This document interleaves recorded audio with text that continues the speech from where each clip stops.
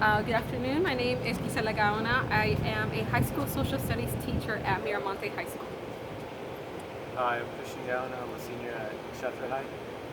And today, the model that of teaching that we're going to be presenting is personal/individual family. These are the points that we're going to be modeling for you today. We're going to show how to make a connection, promote higher level of learning, and encourage intentional learning. And we're going to do this by exploring the murals of downtown Bakersfield and writing little note cards about the information. So let's go ahead and get started. Follow me.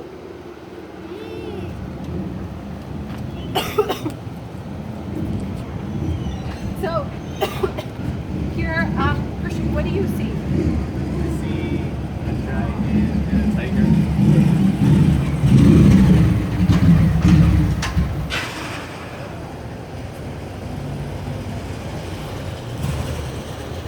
So, Chris, as you can see these tigers, what culture do you think these tigers come from? Looks to be Japanese from that region. So, Christian is telling me that these look to be Japanese, so I'm going to go ahead and write that down, and I hope that you... Yeah. Okay, so we're going to write down Japanese. And what else do you see about them? Tell me about the colors. Very vibrant, not the colors you see at IUT. So just for our viewers to understand, right now we are exploring a mural outside of a tattoo shop. Here we see that we have, like our student Christian said, we have a mural that represents the Old East, the ancient Japanese and maybe even perhaps Chinese forms of art, and we can see that by the expression of the eyes, the iconic dragons, and then we're going to move over to this area. Well, we're going down there. So what do you see here, Christian? I see a cross in the background. So what do you think this cross represents? Probably religious. So you're right, it is about religion. Can you explain to us what kind of religion in specific? Christianity. So now let's make some connections, because we're talking about Christianity, which is Western values, and then we look over here and we're talking about the Eastern type of aesthetic. What kind of connections do you see there? They're both very different, but you do see the westernization and the Eastern coming together to form this. So thinking about the fact that this is a tattoo shop, we're in front of a tattoo shop, like I said. Can you make any sort of connection between these two different art forms and the fact that it's a tattoo shop? What does that say about the culture here in downtown Bakersfield?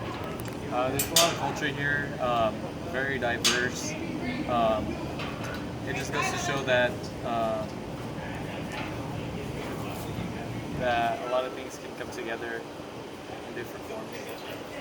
So the things that I wrote down was Japanese, vibrant colors, and Christianity.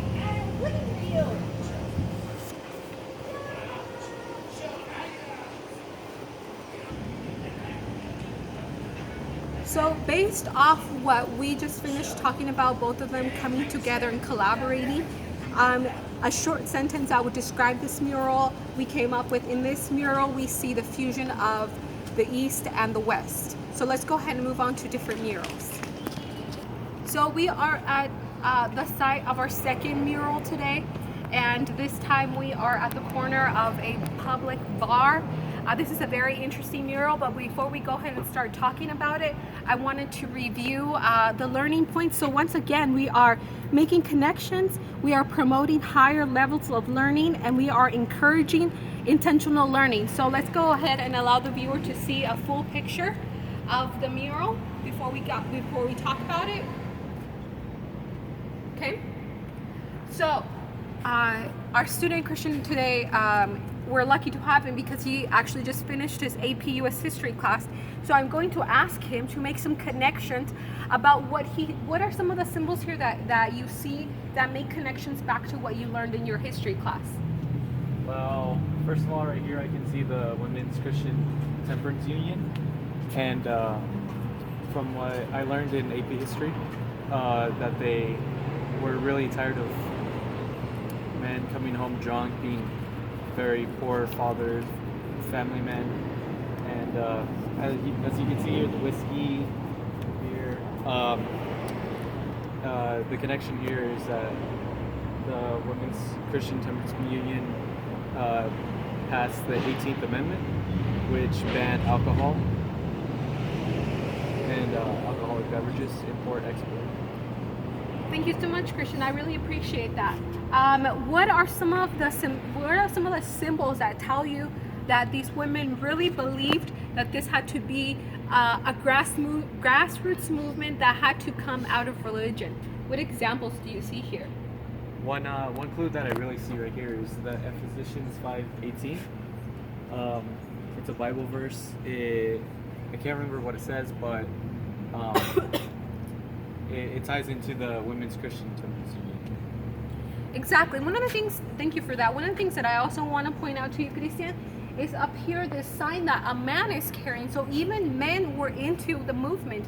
The sign says whiskey is all right in its place, but its place is in hell. So one of the things that I wanted to point out to you, Christian, is that it was not only women, it was women who started and were the face of the movement. But because at this time women could still not vote, women would not be granted the right to vote until the 19th Amendment, if we remember, which that was what your AP test was about, ironically. It was men who actually had to pass these laws. So although, like I said, the women were the face of the temperance movement, it was the men who actually went into Congress and sat down and wrote these laws. Christian, can you remember what amendment repealed the 18th?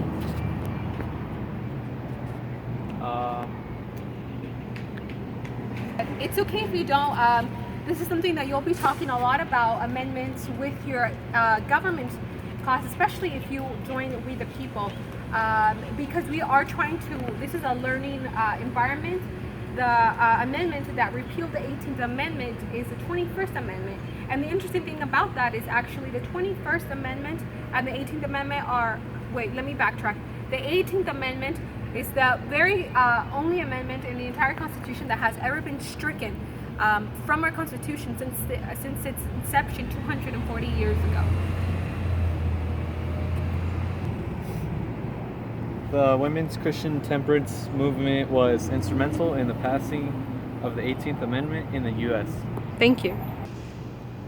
Okay, now we are at the site of our very last mural that we'll be visiting today. This is a mural that's on the side of a pizza/bar restaurant. So let's go ahead and have a view of it.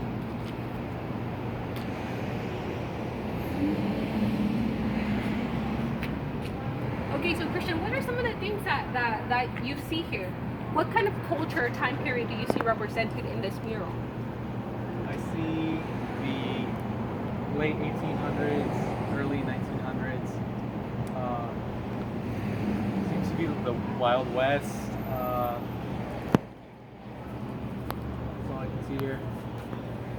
All right, so Christian is saying Wild West, so that's one of the things that I'm going to write down, Wild West. Also, Christian, what are some of the things that tell you, some of the symbols, what do you see here that tells you Wild West? Well, I can see that they're in a saloon area setting. They're tired. Some of these men are brandishing weapons. So Christian, let me ask you this. Why don't you make a connection between the third mural that we saw and the second one that we see?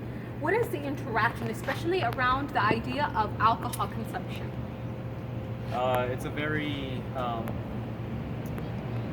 recurring thing. Being banned, being But is it banned in this mural? no, because obviously Wild West, you get the idea of wild.